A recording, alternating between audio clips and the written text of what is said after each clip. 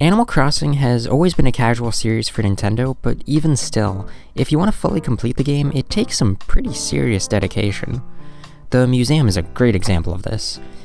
It's fun for casual players to add creatures and fossils to the museum, but a more hardcore player will no doubt try filling out the entire collection.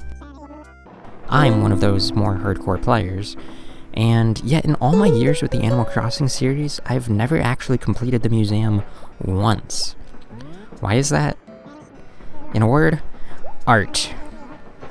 Finding every painting in these games has always eluded me. In fact, I barely ever get more than a handful.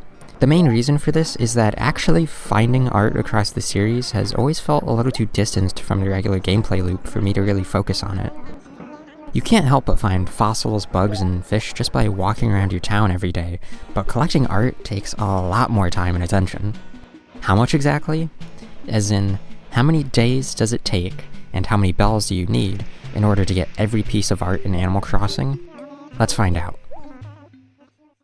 Obviously, only a few items can appear in a shop at any given time, so luck is going to play a role.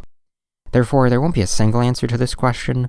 Instead, I'm going to use information about how the shops work from Nookipedia in order to write some code that simulates the art collection process, and then use data from repeating that simulation many times over in order to get an average answer. For starters, there are actually only 15 paintings. New Horizons, for reference, has 42 pieces of art. The primary method for obtaining artworks is simply to buy them. Tom Nook sells 6 paintings, and the other 9 are found at Red's. First, let's cover Nook's art. The paintings sold at Nook's shop appear in the furniture slots, which refresh once daily. The store has 4 versions as the game progresses, with each upgrade increasing the number of furniture items sold. And so the more the shop is upgraded, the more chances we have each day to find the art we want. As an additional wrinkle, furniture items in the game are grouped into 3 categories, A, B, and C. What items are in each group is always the same, but the rarity of the items in those groups differ from game to game. One player might have group A be common, B be uncommon, and C be rare, while another player might have a different arrangement. Ultimately, this wouldn't affect the odds much because each group has 2 paintings and the overall size of each group is basically the same, though if we're being particular, Group B has a single extra item. Now, the rarities being uneven would lead to the paintings in the rare group being pretty difficult to find, so luckily you can actually even out the odds completely, making the items from all 3 groups equally common. To do that, you use Feng Shui, and or Katrina's Fortunes, to increase a hidden item luck stat. Personally, I've never heard of the Feng Shui mechanic at all. In practice, you simply place a few red-colored items on the east side of your room, and that's it. I believe that is everything there is to getting paintings from Tom Nook, so now we can move on to Red. Once per month, Red will visit your town, selling only 3 items at a time. There are 64 items exclusively from his shop, and our 9 paintings are among those. But Red also sells every furniture item that Nook does, including Nook's 6 paintings. Only getting 3 chances a month from a pool of 374 items sounds pretty terrible, but luckily increasing item luck also allows us to bring the odds of Red stocking one of his unique items all the way up to 70%. I actually couldn't even find information on what the base odds are, but anyways. So, taking all this into account, I wrote up some code. What it does is simulate the appearances of paintings in Nook's shop each day, and then once every 30 days it simulates paintings showing up in Red's shop. Red does appear once a month, but technically he could appear at any time in the month, so 30 days is an average. The point is, once a month we can check Red's shop. Once all the paintings have been found, the simulation ends and it tells you the number of days it took and the amount of bells that were spent getting the art.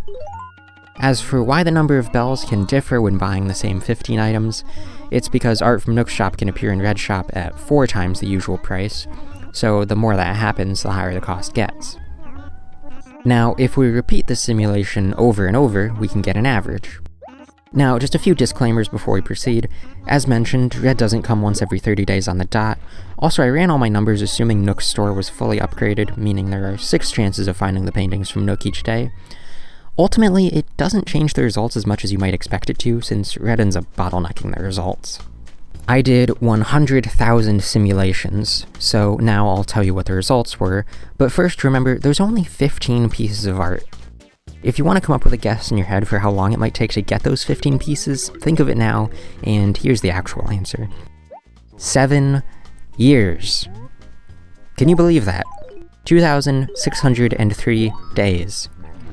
That means, on average, if you started playing the day the game released in North America, you'd still be busy collecting art after City Folk came out. Now, that's just the average, of course. The lowest number of days was a very reasonable 330.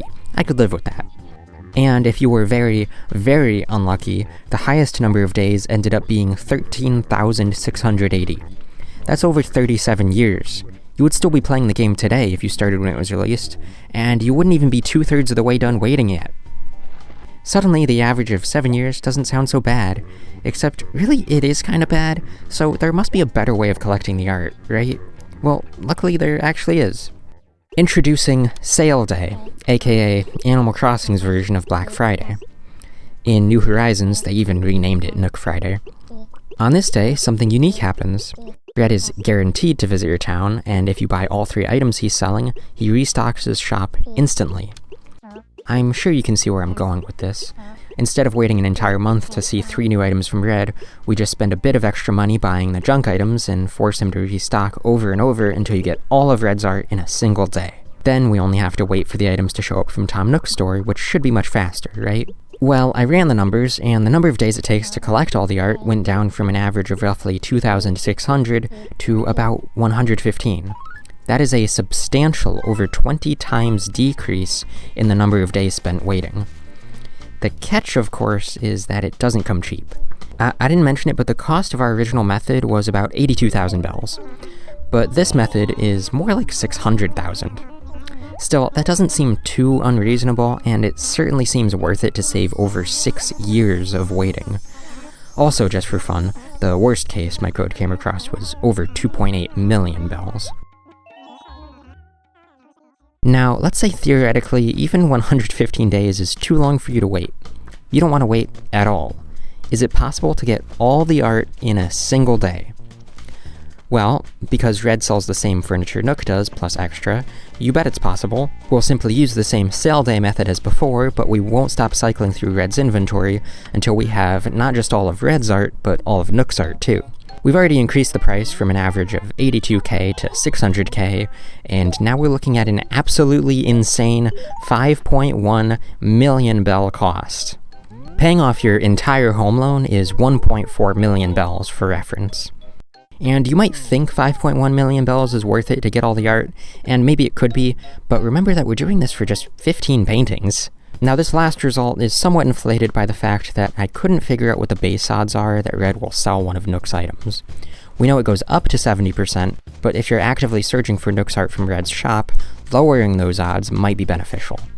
But without knowing what the base odds are for that, I can't run the numbers. So, personally, I think it's unlikely you do this method in practice anyways, which is why I'm not too concerned about it.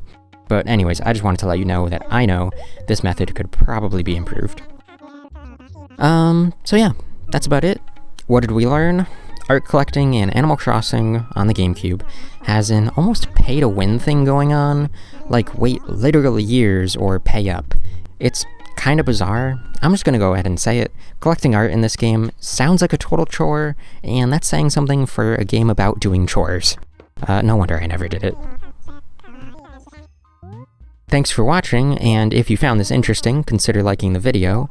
If I missed or oversimplified something that made my numbers way off, and I'm sure I managed to screw something up, let me know in the comments how dumb I am, and see you later.